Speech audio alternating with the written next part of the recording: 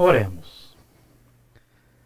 Amado e bondoso Pai, sob a sombra das tuas asas queremos colocar a nossa fé, queremos colocar a nossa vida na graça e certeza de que Tu nos protege e guia. Dá-nos, ó Pai, esta palavra do advento do Teu Filho, que nos orienta para o caminho da esperança, de que o nascimento desta criança entre nós nos dá a oportunidade de sermos transformados em nossas caminhadas de vida junto a Ti.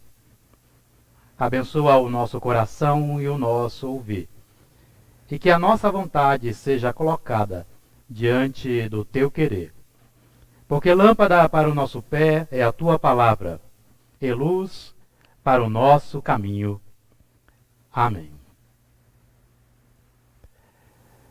Querida igreja, amados irmãos em nosso Senhor Jesus Cristo, as palavras do profeta Jeremias, que nós ouvimos, de Isaías, aliás, que ouvimos, Isaías 40, 1 a 11, elas estão situadas dentro de um ambiente transitório de profundas dores para o povo de Israel. Agora, aos poucos, abrem fissuras para um tempo de esperança e reconstrução da vida. Haviam passado 50 anos de exílio na Babilônia.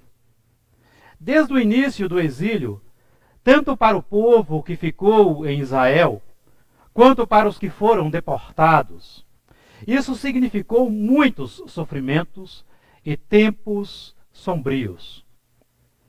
Enquanto Jerusalém ficou destruída, com grande parte do povo em ruínas, outros foram deportados para terras estranhas. Ver o templo de Jerusalém completamente destruído era o mesmo que ter a sua fé em Deus destruída. Era o mesmo que ser abandonado por Deus. Foi um cenário desalentador, de morte da espiritualidade, que sufocou a alma daquele povo. Do pranto de uma Israel arrasada, ao pranto dos que foram exilados na Babilônia, um deserto de quase 1000 quilômetros separava aquele povo. Ainda que os deportados para a Babilônia vinham a sofrer somente a crise da identidade e da fé, pois grande parte dos desterrados foram assentados em diversas colônias babilônicas, não como escravos, mas como colonos, com certa liberdade de ir e vir, de plantar, de colher, de construir as suas casas. Maior sofrimento e pior situação ficou exatamente em Israel, com aquele povo que viu as terras destruídas, viu o templo destruído, viu suas casas destruídas, e ainda uma pobreza gritante em meio a isso tudo.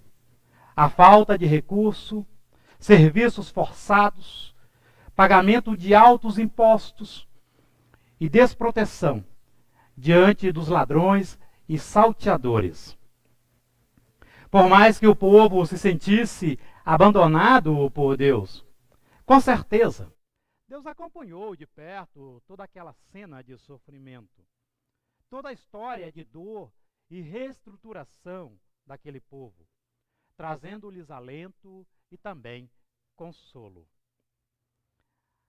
Ainda assim, passado aquele longo tempo de incertezas e dores, o profeta Isaías, ele coloca uma palavra, uma pergunta que nos inquieta. Ele pergunta para Deus: o que, Senhor, eu hei de proclamar? O que eu vou falar? São palavras de desesperança. São palavras que já não confiam mais no porvir da sua história. O povo de Israel, afinal, vira diante dos seus olhos a derrocada. Eles experimentaram o medo, a fraqueza e o sentimento de abandono por anos a fio. O que falar para aqueles que não têm mais esperanças? Pergunta Isaías. Não por acaso que o nosso texto, Isaías 40, ele inicia a palavra bíblica falando de duas coisas: de consolo divino e de acalento ao coração. São palavras de reconstrução da vida e da fé. Deus anuncia que era a chegada, a hora de sair dos tempos difíceis. Ele proclama que nada neste mundo é permanente e constante. Somente Deus, somente a sua palavra é perene e permanece para sempre. Se os sofrimentos haviam secado a beleza da vida do povo, o Espírito Santo e o poder de Deus se colocavam soberanos sobre todas as suas angústias. A palavra de Deus se levanta dentro da história de um povo que desistiu da esperança, para anunciar a cada um deles a aurora de um tempo de luz que pode brilhar novamente em seus olhos. Isaías proclama que os braços de Deus prevalecem sobre as dores, pois Deus continua soprando pelos campos das nossas ruínas, restaurando os que são envergados pelos seus sofrimentos. O profeta, meus amados, proclama que o tempo da esperança está chegando. Ele fala que Deus cuida das pessoas frente às suas aflições. Era o tempo do povo sair de uma história de muitas dúvidas e temores quanto ao seu futuro, para provarem do amor e da segurança junto a Deus. Era tempo de confiar. Era tempo de colocar a esperança no Senhor.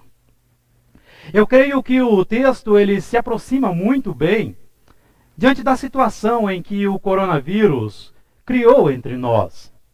Ele colocou muitas famílias também no exílio em suas próprias casas. Um inimigo invisível invadiu o nosso mundo, disseminou a ruína em muitos países, fragilizando a economia mundial e a estrutura social de tantas e tantas famílias. Famílias se desfizeram, empregos foram perdidos, empresas foram fechadas. De forma instantânea, uma série de sofrimentos saíram das nossas gavetas, mostrando o quão frágil é a estrutura de vida onde nós confiávamos o nosso alicerce. Esta aparente verossimilhança com os tempos antigos de Israel nos levou a encarar todos os dias a fragilidade da vida, a nossa finitude, a nossa transitoriedade neste mundo. Mais do que isso, nos levou a compreender que somos responsáveis pelas nossas escolhas. O que nós fazemos afeta diretamente a vida daqueles que estão à nossa volta. As escolhas que experimentamos, muitas vezes com a falta de cuidado, atingiu profundamente a vida de tantas outras pessoas. Por exemplo, não usar máscara pode ser uma escolha da minha liberdade. Consequentemente, também pode significar o sofrimento de outra pessoa, ou até a sua própria morte. Temos enfrentado muitas situações consideradas hostis para a vida e para a fé. Entretanto, por maiores que sejam as colheitas dos nossos temores e sofrimentos, elas não serão maiores do que a colheita da fé para aqueles que confiam em Deus e vivem pelas suas promessas. Amados, o tempo de advento vem anunciando que Deus também chega neste mundo em tempos de pandemia. A nossa esperança ela é restaurada em Deus. Ele se coloca neste mundo no meio de nós para cuidar dos seus filhos e filhas. Foi essa mensagem de vida abundante que Isaías anunciou para o seu tempo, para um povo que já não via mais esperança em meio àquilo tudo. É esta mensagem que João Batista também anunciou em sua época. É esta mensagem que também ouvimos hoje, em plenos dias sombrios em que nós estamos vivendo. Quando tudo aparenta ser deserto na nossa vida, quando tudo aparenta ser deserto entre nós, o deserto ele vem sendo transformado por Deus. Porque é de lá que se ouve a voz daquele que clama. É a voz de Deus que fala nas dores, em meio às dores, em meio ao deserto. Então, meus amados, qual é o deserto que você está vivendo neste momento em que você me ouve?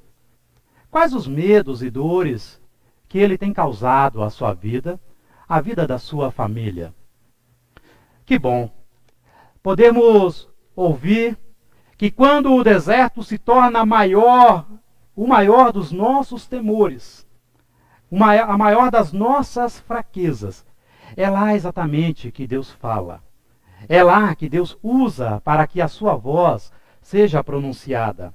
A profecia de Deus emerge no meio das dores da vida e traz para nós acalento e consolo. João Batista, ele toma emprestada as palavras do profeta Isaías. Ele é portador da voz do que clama do deserto. Batista deixa a voz de Deus falar através dele, para que as pessoas que precisavam ouvir a chegada de Deus tivessem o consolo divino.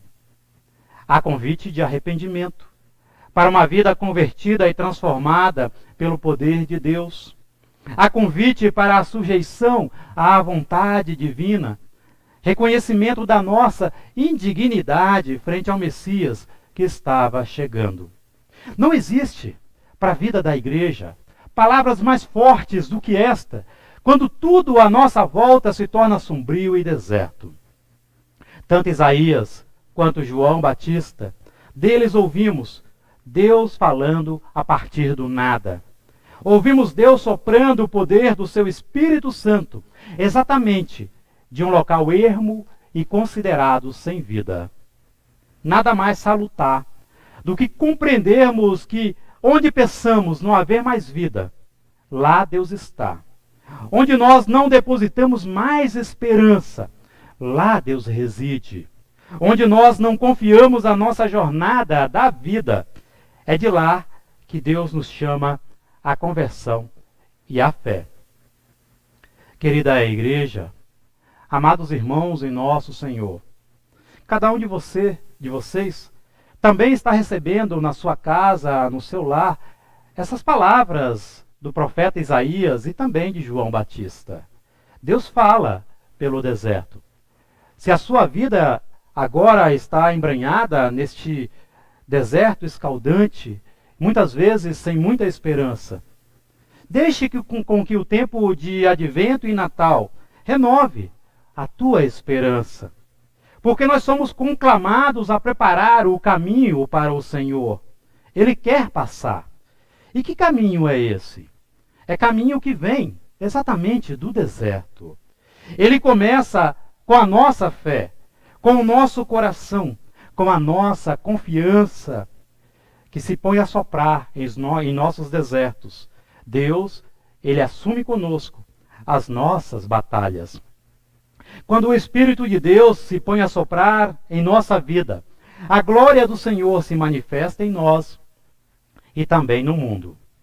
Se as angústias da vida definham e murcham a nossa esperança, vem a voz do Espírito Santo, brotando flores em deserto, semeando Deus por sobre as nossas dores. É tempo de celebrar a vida. É tempo de celebrar a vinda de Deus. Jesus pede espaço para nascer.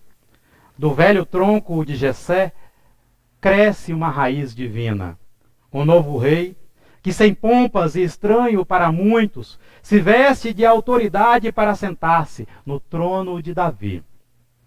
Se a luz da sua lâmpada ora queimava fracamente, Isaías agora oferece o óleo oportuno e abundante dos céus, para enchermos de luz o templo de Deus, que somos nós mesmos. quando abastecidos das promessas do Messias que vem até nós. Neste tempo de Advento e Natal, Deus se torna a voz que fala do deserto, e em Cristo se torna carne. Diante da majestosa glória divina, a glória e o poder humano se desfazem em nada. O que se considera forte se torna fraco. O que é belo por aparência é exposto em sua corrupção. O que é espiritualmente deserto pode ser abastecido pelas águas divinas da fé. Preparemos, então, o caminho para o Senhor passar. Ele grita em meio à sua dor. Aplainemos os montes, endireitemos as nossas veredas, pois Deus quer e precisa nascer entre nós. Desejo a cada um de vocês um tempo abençoado de Advento e também de Natal. Que o nascimento de Cristo nos traga paz, consolo, confiança e principalmente esperança diante das sombras do nosso amanhã. Amém.